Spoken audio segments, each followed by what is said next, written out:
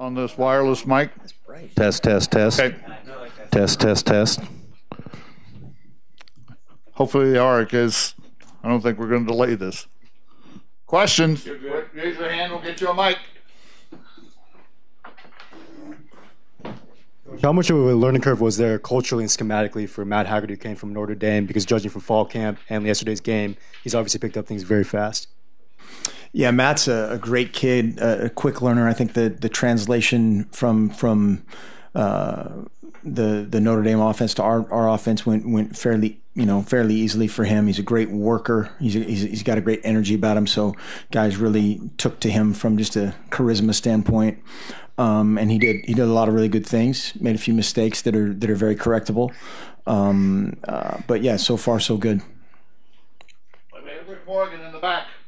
Coach, secondary yesterday was obviously a point of concern going forward. My curiosity is, how much are you able to tweak your practice schedule to allow more work with those kids now that you've kind of had a look at them on film, or how much do you have to just adhere to your existing game plan going into Michigan State? Well, yeah, our schedule's not going to change due to any one individual position's in your view shortcomings. But yeah, a lot of guys made mistakes. They weren't all defensive backs. We had, everybody on offense made mistakes. Everybody on defense made mistakes. And I think the beauty of it is a lot of them, most of them were first time ever playing in that stadium.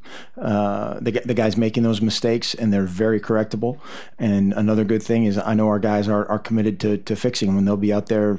A bunch of them been in here today already, and we'll be here tomorrow to put that in the past and then focus toward Michigan State. But just a bunch of little things that turn into huge things. We have a defensive lineman spin out of a gap and create a huge hole. That's not a DB's fault, and so it's everybody just focusing on their job and nothing more, nothing less.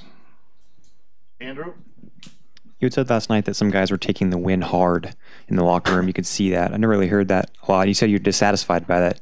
Do you like that some guys, though, really weren't satisfied with a win like that? Yeah, I mean, it's hard enough, everything that these guys have going on. It's hard to win, and I like that they're not completely satisfied with the score, the stats, or the way it all played out.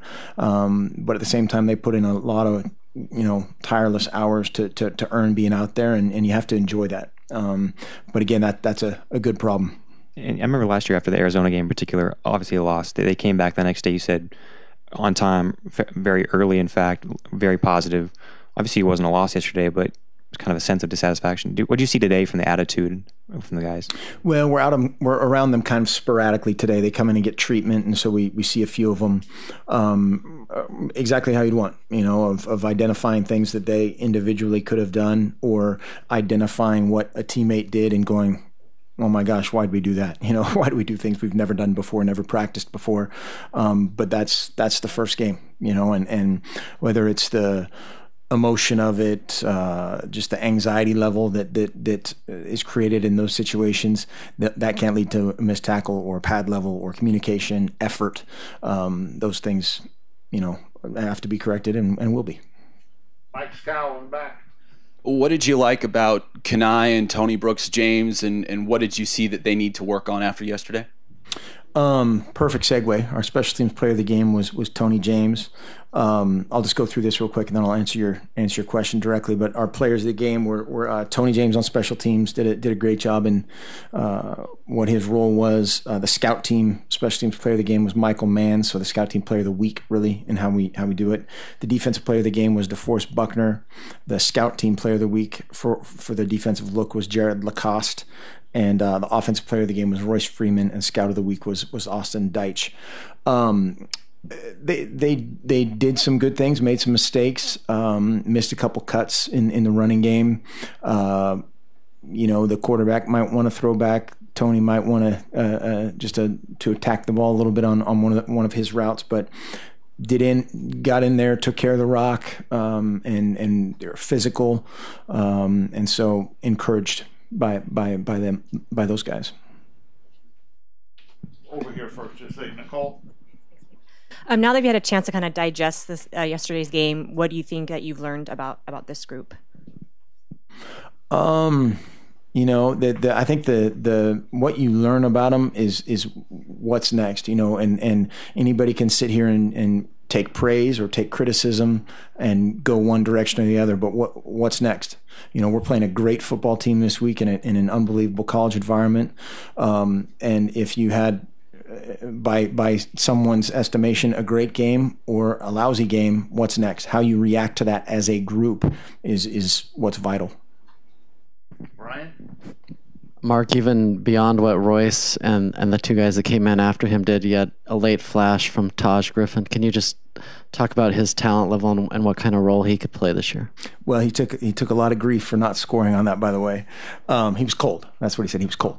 Yeah, I mean, Taj is a guy that has shown a ton of flashes, and he's got a great natural physicality to a really fast guy, which that's not always the case. Whether it's in pass protection, carrying the football between the tackles, we like that aspect of him. And so as we go forward and managing those guys, managing our wideouts, will be a good problem, hopefully. Matt? 14 carries and 5 or 6 scrambles for Vernon. Were you pleased, or not pleased, but okay with the kind of body shots that he took? Or were there things that you said, hey, maybe give the ball here instead of running for it? There were, a couple missed reads in the run game. Again, probably one of them was trying to do too much. Another one's just not trusting the whole big picture part of it, and that's experience. It was funny. He came up to me. The good thing about him is he always knew why. He always knew what he did, either correctly or incorrectly, and that's really big too.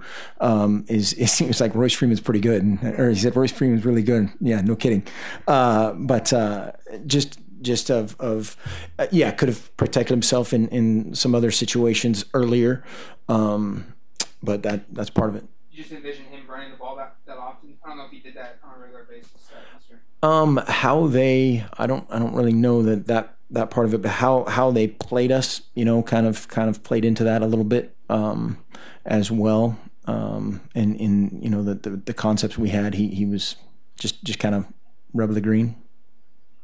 Rick Morgan in the back again. Given the short time that Vernon had absorbing the playbook with his teammates on the field, what were your thoughts on his ability to time routes, time the handoffs, those kinds of things? Is there room for improvement there? Do you think he did a pretty good job first time through? Well, he definitely did a pretty good job, and we want higher expectations than pretty good. And he if we're just looking at it, his performance was better than pretty good, but at the same time, a ton of little things that he can improve upon, route timing being one of them. I think the biggest thing, again, for a guy in that situation is to know when you did something right that worked and when you didn't do something right and it may have still worked. And we had a play where he is pitching off the wrong guy and we made a big play, but he wasn't correct, and knowing that's just to make those kind of changes on the fly, and as we progress through the season is big, and he has a great attitude about it. Rob? Seemed like Aiden Schneider looked good in the kicking game. Byron had some nice kickoff returns. What do you think of special teams as a whole? Pretty good. I liked our punt team. The punt team did a great job. Type that up. Yeah. Had the penalty, which was just silly. The block in the back was absolutely silly, and that's one of those things we'll see on film. And it was a technical technique thing first and foremost, and then just a decision at the end of the play that killed us about 38 yards of field position. Kicked off fairly well, covered it pretty well. Had a couple penalties here and there on them, and then we got a bunch of looks at pooch kicks, onside kicks, bunts. So a bunch of work on things that we say are going to come up when you least expect it, and they did. So I think all in all, and just like offense, just like defense, some good and a bunch of room for improvement. Have you watched any of Michigan State's opener at all? If so, what were your thoughts? And considering that they do return Connor Cook and some players on defense, but a lot of fresh faces on the wide receiving core, especially, and their running back. Yeah, they're really good. They, you watch those guys, and yeah, we've watched a bunch of tape on them, and both in the offseason and today and last night. They're outstanding. Really, really good defensively. They've added quite a bit schematically from when we saw them last, and they still make you earn every inch. They do a great job in their pressures of disguising and creating some issues. The Western Michigan quarterback, they were up, whatever was it, 37-7, and had that game very, very much in control, and Western Michigan made some plays late, but they got after their quarterback a lot, and that jumps out. Andrew? Pelham said that defensively he was pretty limited last night. I think he made that same point. They weren't running the full assortment. What about offensively for you guys? How much did you really let yourself go? Yeah, not too much. We again, with whether it's the quarterback and the center, first and foremost being new, a bunch of skill guys for the first time. We didn't do a bunch of motion, didn't do a bunch of kind of our typical fare that way. And so we'll see kind of game plan wise how much plays out going forward. I don't know percentage. I'd be making it up, but fairly limited, but enough. How's that for an answer? 30%. 29. You said last week going into the game that you were really excited to see Tyler Johnstone and Braylon Addison get back on the field, considering their injuries, not playing for a full season and having to rehab so long. Were you pleased with how they played, respectively? Were they rustier than you thought? Were they about where you expected them to be? I think that's great. A little rusty, but yeah, I mean that stands to reason for their situations. I thought they played for the most part hard, a little inconsistently here and there, and that's one of those things where I got knocked down, everything's okay, and now I think the confidence just builds and builds. And now there's a different kind of challenge coming in this week for those guys in particular, and so just have to build that confidence gradually. Now that you have time to process what Cooper Kupp did last night, how much of his performance you think was created by him, and how much is attributed to maybe some defensive issues or miscues? Well, yeah, I mean, I don't know the percentage on that either. 50-50, I'm not sure. I think, yeah, he did some really good things, made a ton of plays, and then from our standpoint, we have to coach our guys up on just of leverage and spacing, and a million things that we did not do correctly that our guys will watch the film and be disappointed and go back out to the practice field and fix it. Joey? You mentioned being limited offensively, defensively. Is that abnormal, though, at this point in the season? Is there something to be said for, we talk all about how it's Adams, Haggerty, or New, but is that really that abnormal to be limited early and then evolve? No, and it's especially you're going to do things. Again, we had a bunch of new guys on defense, several very key guys on offense that have never really been in that atmosphere before, and you're playing to their strengths. And then you're being, and when I say limited, you're doing in that kind of sweet spot, wheelhouse, whatever the right phrase is, and going and having complementary stuff off of that base package. Rick Morgan? Well, I asked Chip this a couple years back, and he kind of ridiculed me for asking it, but I'm going to run the risk again. How much, as a coach, do you find that it's true that cliche that the most improvement you see in a team is between week 1 and week 2, or do you think that's not necessarily always the case? How did he ridicule you? Because I might. He kind of rolled his eyes. Yeah, you know how Chip is.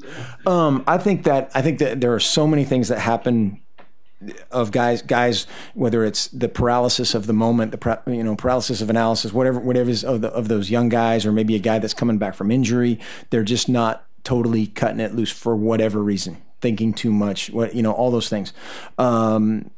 or like we're talking about of a lack of communication that leads to a huge play when it's one guy in the wrong gap or whatever it is.